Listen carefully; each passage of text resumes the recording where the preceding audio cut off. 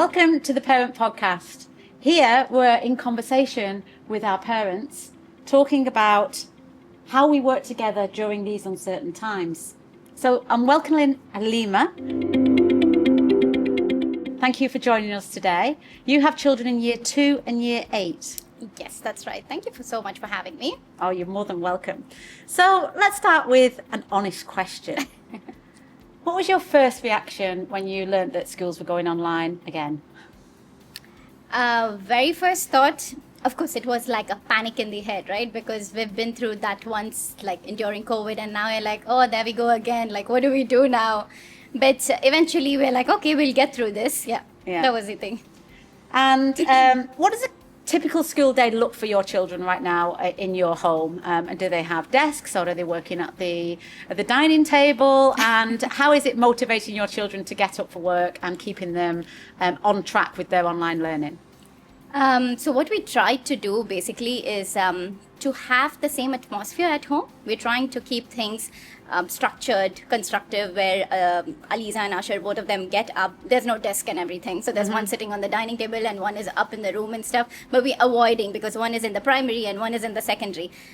Actual scenario at home, it's chaotic, I would say. Yeah. Like, join the class now or go live. Are you doing something, etc., etc. But overall, it's very constructive. Where I think everywhere, like, I'm doing my work. My husband is work from home. He's doing his work.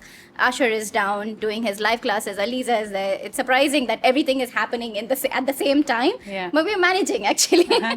And your youngest child, year 2, how are they engaging with the online learning? I would say my youngest child, Asher, is more adaptable and more curious in the class than the older one, I would say. Yeah. They like it. They like it when the teacher comes in. They're also teachers' pets, right? Like, they're pretty much like, when the teacher comes, it's like, okay, I'm going to sit, I'm going to do everything. So I would say the coping capacity right now for my younger one is better. And attention span is better for the younger one than the older one, I would say. Yeah.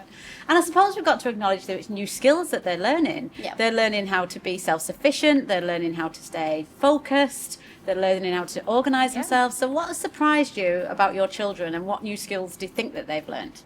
I think what surprised me, the first thing I would say, is adaptability. It's surprising how a 2-year-old or a 13-year-old, they adapt to such situation. Also, the way, I think as parents, we need to talk it out. We need to tell them what's happening in this world, like what's happening, and they adapt to situation. And it's very surprising that they're okay. You know, what the school is telling, they're trying to manage things.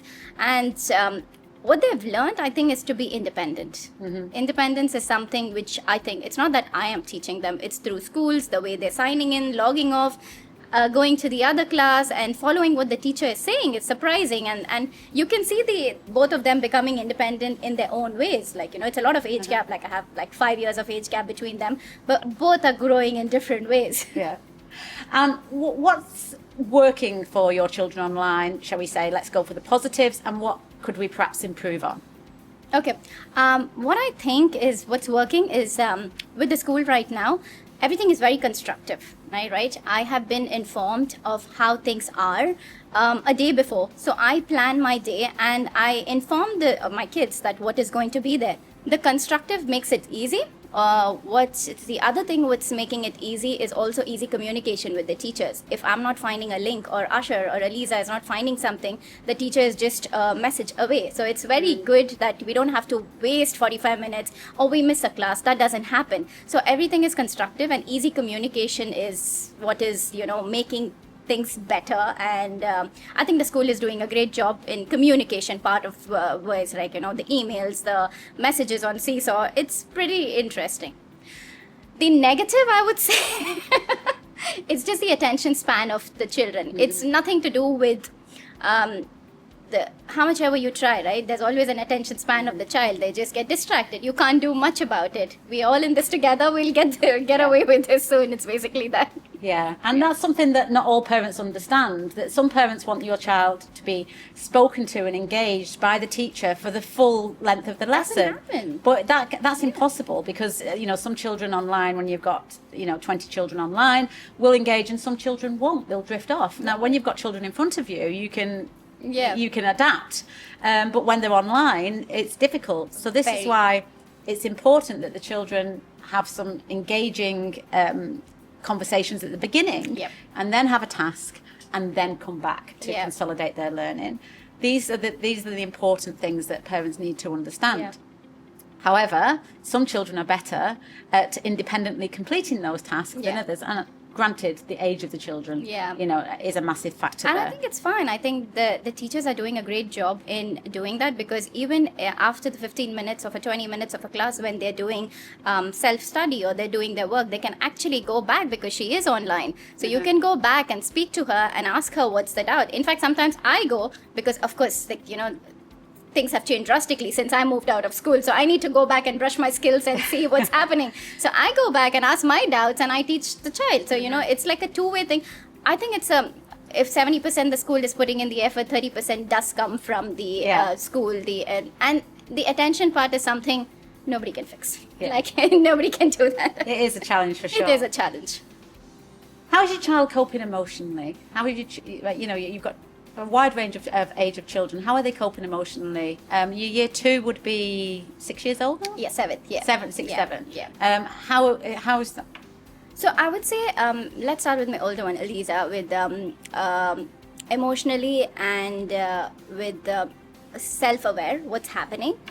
They're more, they know what's happening. Of course, they see the news, they read the news, everything is there. So it's easy for us to talk to them. And honestly, with them is like, they're so like Dubai born and brought up kids, right? And even with things when it's happening, I'll be like, okay, please come inside, or anything which is going on.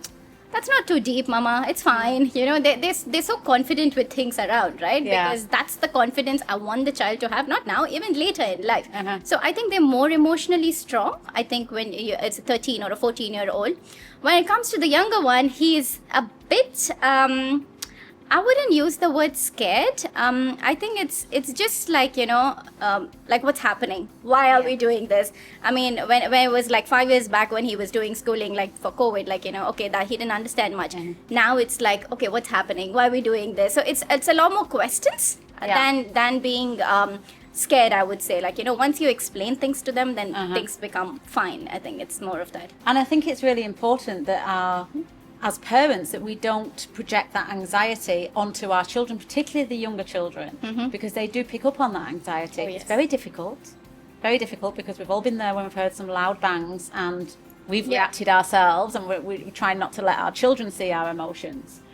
But I think it must be recognised that our anxiety, which is the same for everybody, is going to be rubbing off on our children. Yep.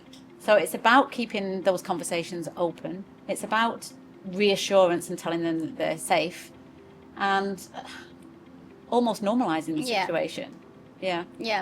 I wouldn't want to normalize the situation for sure. Yeah, true. But eventually, yes, what you're saying is right. Openness, talking about things is very important.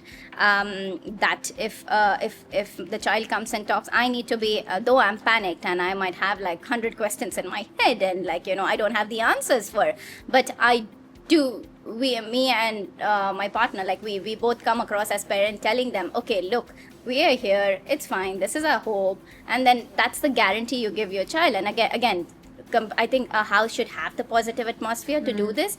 I know it's not easy, but I think we'll get there, inshallah. Like, I mean, we just have to get through this, basically. Yeah. How do you feel your children are making progress now? Do you feel like they're making progress academically with the online learning? I think what happens at school is completely different, right? The progress, what you expect in school, what's happening is completely different. We need to change our expectations. Like when everybody is in it, things are different. It's fine. It's challenging times. We know what's happening. But while I'm saying that, is it something which my child is not just like wasting time just being online? No, it's not happening. There's a lot of like, work given. There's different ways that the school or like the teachers are doing to make this happen. They are learning, but is that the speed which it would happen normally in school? I don't think so.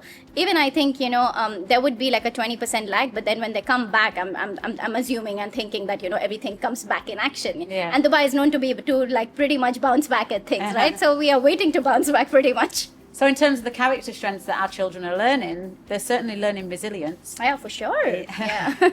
And this is the upside of this situation. Children are learning resilience, independence, the ability to adapt, and pivot is a word that we're all using quite a lot recently because we're having to change our direction. In terms of your older child, how have they adapted for this experience? Very well, actually. Yeah. Again, I would say, like, with the age gap is different. I would say a 13-year-old is taking things differently, processing things differently, more well aware, and also they can do tasks independently. Like even at school, I think the teachers have an easier hand on the a 13 or 14-year-old child. Like they do things differently. What I feel is the practicality is something what is missing. Eventually, when the work is happening, or like I think they're doing their work, they're submitting, everything is fine. But I would want this to see how once they're in school, how things evolve. Yeah. So they're missing that enrichment side. Exactly. Of things. Yeah. So missing things like they miss their friends, Yeah. like to Obviously. meet and like the interaction is something what's missing. But again, we're there for a short period of time, and even they know that they're going to be in school back. Now it's like, oh, how many days do we have holidays? I'm like, okay, it's not holidays. So are your children meeting up outside socially as well? Are they still meeting up with friends socially outside? Yes, school? nothing has changed. Everything is normal. They meet their friends. We have a community. We have big family. We come from a very big joint family. People who stay. None of them have left. Everybody is here. So they have, apart from the schooling day and stuff, they have a lot of friends. Everything, life is normal for us. There's nothing which has changed or anything. And one of the things that I've heard that some parents are doing that actually works well for their sociability is that children are gathering in each other's houses. So you might have 2 or 3 at the dining table and they go around each other's houses, and school is in that house on particular days. And that works well as well because they're getting the sociability and they're seeing that their friends are engaging, so they will engage as well, and it creates a conducive study atmosphere. I think that's important as well with older children. Yeah, that has not happened in my house yet. I wouldn't already my house is echoing a lot. Imagine having 5 kids together in the house. We do have like a normal school day. My kids sleep normally at the time when they have to, even when the school is there. So what we've tried to do is maintain the school timings. They sleep at the same time, they get up at the same time, they're actually having their break and lunch at the same time. So once 2:15 or 3:30 is over, and then they can do what they want. We've tried to maintain that. We haven't tried the kids together and stuff, but that's interesting. I think that if Asher would, my younger one would enjoy for sure. So Halima, it's been really interesting talking to you and getting your views of online learning here at Sunmarke School. Thank you so much for your time. May your children continue to flourish here at Sunmarke, and we get back to some kind of normality very, very soon. Thank you so much, and I wish everybody safety, and you guys are doing an amazing job. We can't wait to get back physically at school.